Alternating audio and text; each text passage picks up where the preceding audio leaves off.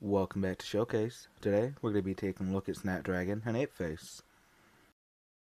Before we get started, big thanks to TCogTaker for requesting this video. As always, if you've got any requests, leave them down in the comments, I'll try to get to all of them.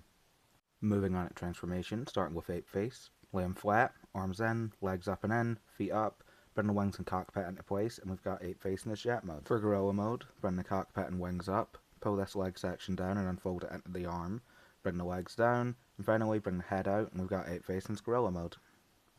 Moving on to Snapdragon, lay him flat, head in, cockpit out, legs up and in, feet up, bring the arms out and fold them in to form the engines, bring the wings into place, and we have Snapdragon in his jet mode.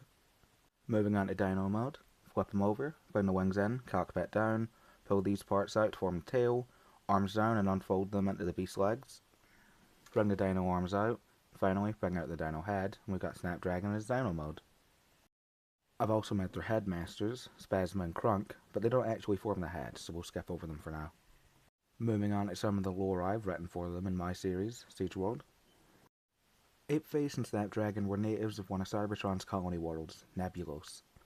On Nebulos, there were two types of Cybertronians. The standard larger bots, and much smaller Minicon-sized bots. Bots on Nebulos formed life bonds not long after coming online. The smaller bots would often become a weapon, an engine, or in Apeface and Snapdragon's case, a head. They lived peacefully for many years, until Cybertron re-established contact with the planet. Nebulos later elected Cerebros as their representative in the Cybertronian Council. When the Third Great War broke out, Cerebros sided with the Autobots, but not every Nebulonian agreed. A group of Nebulonians split off and joined the Decepticons, led by a bot named Zarak. This group included Apeface, Snapdragon, along with their headmaster partners, Spasma and Crunk.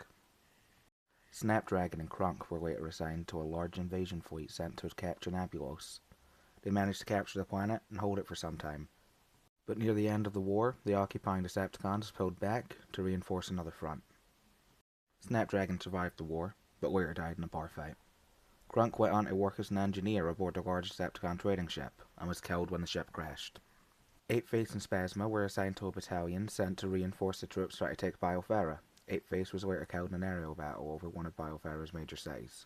Spasma survived that battle, but due to his size, he was reassigned to an artillery unit. He worked alongside two large Decepticon duocons, Cannon and Transport. Spasma was killed near the end of the battle, and you'll actually get to see his death on screen in the next spotlight coming out soon. On Siege World, all four were separated.